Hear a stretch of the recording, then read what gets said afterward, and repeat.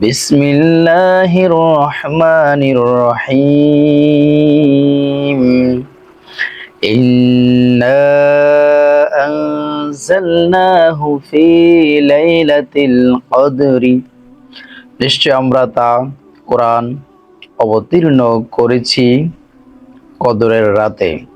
কদর ও তাকদীর শব্দ দুটি আল কোরআনে বহু আয়াতে বহু জায়গায় এসেছে।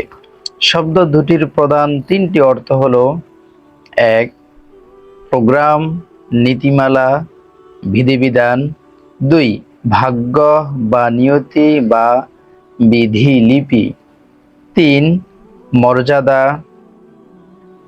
কোরআন ও হাদিসের কোথাও এই শব্দ দুটি দ্বারা ভাগ্য, নিয়তি, বিধিলিপি অর্থে ব্যবহৃত হয়নি। আলোচ্য সূরাটিতে শব্দটি মর্যাদা অর্থে ব্যবহৃত হয়েছে। কোরআন ও হাদিসের বাকি সব স্থানে এই কদর শব্দ দুটি প্রোগ্রাম, নীতিমালা, বিধিবিধান অর্থে ব্যবহৃত হয়েছে।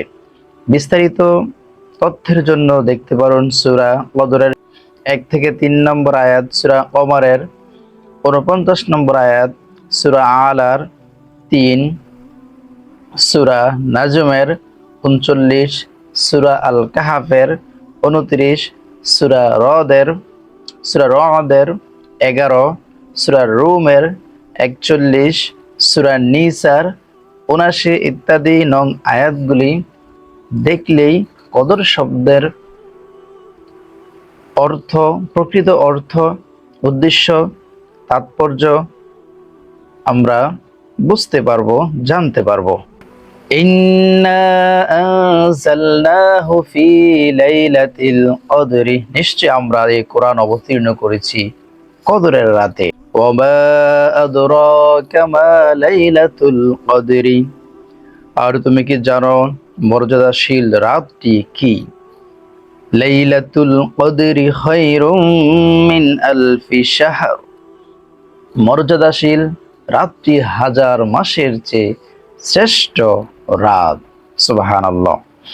তানাজ্জালুল মালাইকাতু ওয়ার রূহু ফিহা বিইذনি রাব্বিহিম মিন কুল্লি আমরিন, এই রাতে ফেরেশতারা ও রূহ তাদের রবের অনুমতিক্রমে অবতরণ করে সকল আদেশ নিয়ে। অর্থাৎ এই রাতে ফেরেশতাগণ ও জিবরিল আলাইহিস সালাম তাদের রবের অনুমতিক্রমে মানব জীবনের সকল মৌলিক আদেশ ধারণকারী আল্লাহর কিতাবের আয়াত নিয়ে প্রথম অবতরণ করেন।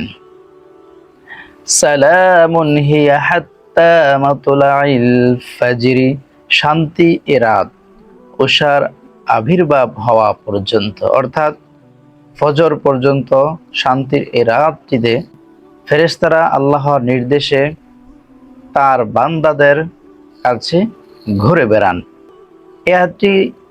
এই আয়াত এবং এই সূরাটির ব্যাখ্যা বিশ্লেষণ যদি আমরা পড়ি, তাহলে কদর সম্পর্কে আমাদের বিস্তারিত খুব সূক্ষ্ম ধারণা আশা করি আমরা পাবো।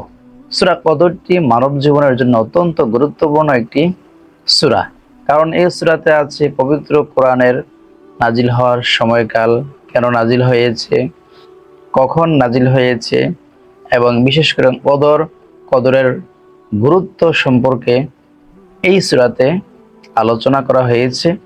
আমরা বিভিন্ন তাফসির পড়ে, তাফসির ইবনে কাসির, তাফহিমুল কোরআন, তাফসিরে বাইজাবি, তারপরে তাফসির ইবনে আব্বাস, আর অন্যান্য অসংখ্য তাফসির আছে। তার মধ্যে অন্যতম আরেকটি হচ্ছে তাফসিরে ফি জিলালি কোরআন।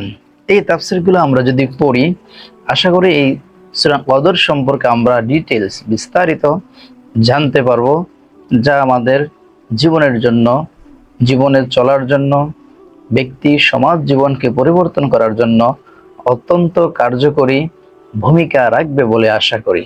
সাদাকাল্লাহুল আযীম।